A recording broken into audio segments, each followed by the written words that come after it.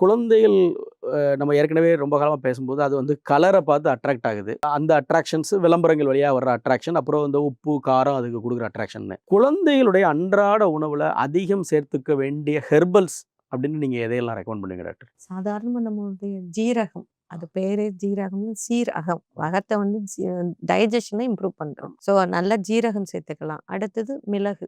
மிளகு வந்து இம்யூனோ மாடுலேட்டர்ன்னு சொல்லுவோம். ஸோ இம்யூனாலஜிக்கலி அடிக்கடி வீசிங் வருது, சளி வருது.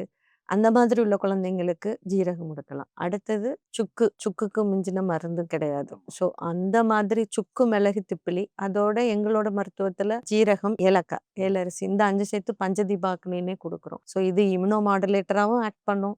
பிளஸ் உங்களுக்கு பசியும் நல்லா வந்து தீவனத்த அதிகமாக்கும். நோய் எதிர்ப்பு சக்தியுமே நல்லா வரும். தேன்ல குழச்சு கலந்து குடுக்கலாம். சரி.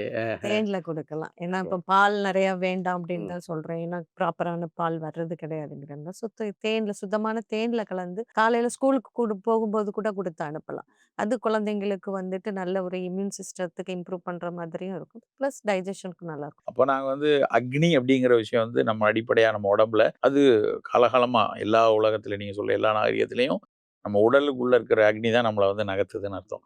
அந்த அக்னி குறைவா இருக்கப்ப தான் சாப்பிடாதல அப்படிங்கிறப்ப, அந்த அந்த அக்னிய கூட்டுறதுக்கான அடிப்படை விஷயம் பஞ்சதீபாக்னி இவங்க சொன்னது.